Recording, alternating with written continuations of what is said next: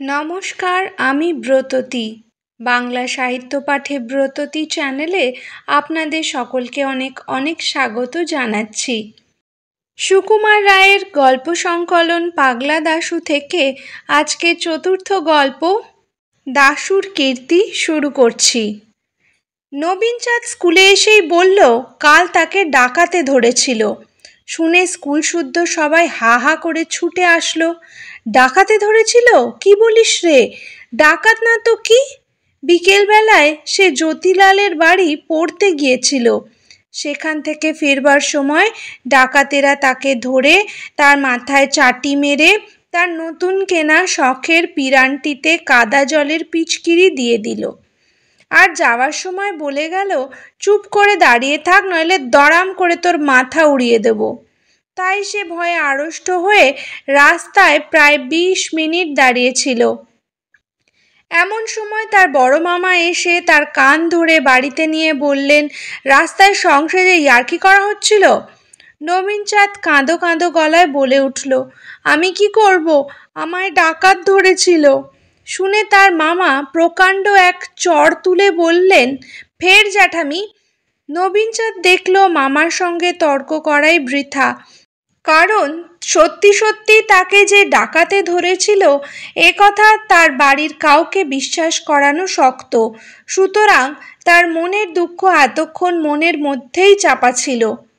যা হোক, স্কুলে এসে তার দুঃখ বোধ হয় অনেকটা দূর হতে পেরেছিল, কারণ স্কুলের অন্তত অর্ধেক ছেলে তার কথা শোনবার জন্য একেবারে ব্যস্ত হয়ে ঝুঁকে পড়েছিল, এবং তার ঘামাচি, ফুসকুড়ি আর চুলকানির দাগটি পর্যন্ত তারা আগ্রহ করে ডাকাতির সুস্পষ্ট প্রমাণ বলে স্বীকার করেছিল।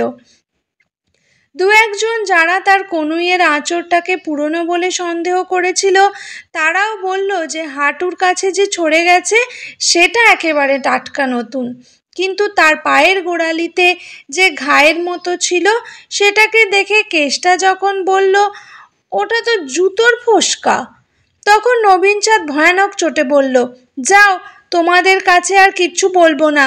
কেষ্টাটার জন্য আমাদের আর কিছুই শোনা হলো না। ততক্ষণে 10টা বেজে গেছে। ঢং ঢং করে স্কুলের ঘন্টা পড়ে গেল। সবাই যে যার ক্লাসে চলে এলাম। এমন সময় দেখি পাগলা দাশু একগাল হাসি নিয়ে ক্লাসে ঢুকছে। আমরা বললাম, শুনেছিস কাল নবুকে ডাকাতে ধরেছিল? যেমন বলা অমনি দাশরথী হঠাৎ হাত পা ছেড়ে বই টই ফেলে খ্যাক খ্যাক খ্যাক করে হাসতে হাসতে একেবারে মেঝের উপর বসে পড়ল। পেটে হাত দিয়ে গড়াগড়ি করে, একবার চিত হয়ে একবার উপুর হয়ে, তার হাসি আর কিছুতেই থামে না। দেখে আমরা তো অবাক। পণ্ডিত মশাই ক্লাসে এসেছেন, তখনও পুরো দমে তার হাসি চলছে। সবাই ভাবলো ছোঁড়াটা খেপে গেল নাকি। যা হোক, খুব খানিকটা হুটোপুটির পর সে ঠান্ডা হয়ে বই টই গুছিয়ে বেঞ্চের ওপর উঠে বসলো। পণ্ডিত মশাই বললেন, ওরকম হাসছিলে কেন? দাশু নবীনচাঁদকে দেখিয়ে বলল, ওই ওকে দেখে। পণ্ডিত মশাই খুব কড়া রকমের ধমক লাগিয়ে তাকে ক্লাসের কোণায় দাঁড় করিয়ে রাখলেন। কিন্তু পাগলার তাতেও লজ্জা নেই। সে সারাটি ঘন্টা থেকে থেকে বই দিয়ে মুখ আড়াল করে ফিক ফিক করে হাসতে লাগলো। টিফিনের ছুটির সময়ে নবু দাশুকে চেপে ধরল। কিরে দেশো, বড় যে হাসতে শিখেছিস। দাশু বলল, হাসবো না? তুমি কাল ধুনুচি মাথায় দিয়ে কিরকম নাচটা নেচেছিলে সে তো আর তুমি নিজে দেখোনি, দেখলে বুঝতে কেমন মজা। আমরা সবাই বললাম, সে কিরকম ধুনুচি মাথায় নাচছিল মানে? দাশু বলল, তাও জানো না? ওই কেষ্টা আর জগাই, ওই যা বলতে না বারণ করেছিল। আমি বিরক্ত হয়ে বললাম, কি বলছিস, ভালো করে বল না। দাশু বলল, কালকে শেঠেদের বাগানের পিছন দিয়ে নবু একলা একলা বাড়ি যাচ্ছিল। এমন সময় দুটো ছেলে, তাদের নাম বলতে বারণ, তারা দৌড়ে এসে নবুর মাথায় ধুনুচির মতো কি একটা চাপিয়ে তার গায়ের ওপর আচ্ছা করে পিচকিরি দিয়ে পালিয়ে গেল। নবু ভয়ানক রেগে বলল, তুই তখন কি করছিলি? দাশু বলল, তুমি তখন মাথার থলি খুলবার জন্য ব্যাঙের মতো হাত পা ছুড়ে লাফাচ্ছিলে দেখে আমি বললাম, ফের নড়বি তো দড়াম করে মাথা উড়িয়ে দেব।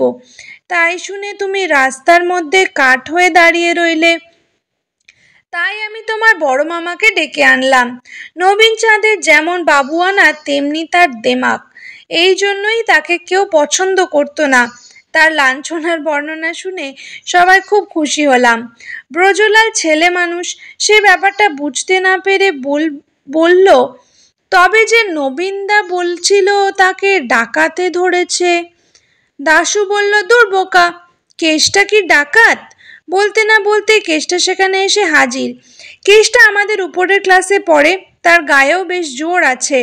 নবীন চাঁদ তাকে দেখা মাত্র শিকারী বিড়ালের মতো ফুলে উঠল, কিন্তু মারামারি করতে সাহস পেল না। খানিকটা কটমট করে তাকিয়ে সেখান থেকে সরে পড়ল।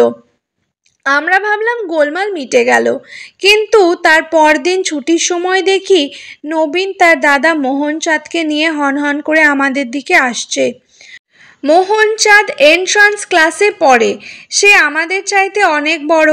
তাকে ওরকমভাবে আসতে দেখে আমরা বুঝলাম এবার একটা কাণ্ড হবে। মোহন এসেই বলল, কেষ্টা কই?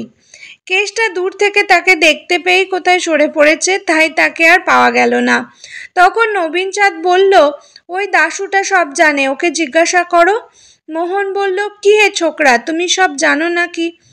দাশু বলল, না, সবার জানবো কোত্থেকে, এই তো সবে 4th ক্লাসে পড়ি, একটু ইংরেজি জানি, ভূগোল, বাংলা, জিওমেট্রি। মোহন চাঁদ ধমক দিয়ে বলল, সেদিন নবুকে যে কারা সব ঠেঙিয়েছিল, তুমি তার কিছু জানো কি না? দাশু বলল, ঠ্যাঙায়নি তো, মেরেছিল, খুব আস্তেই মেরেছিল। মোহন একটুখানি ভেঙচিয়ে বলল, খুব আস্তে মেরেছে না? কতখানি আস্তে শুনি তো? দাশু বলল, সে কিছুই না, ওরকম মারলে একটুও লাগে না। মোহন আবার ব্যঙ্গ করে বলল, তাই নাকি? কিরকম মারলে পরে লাগে?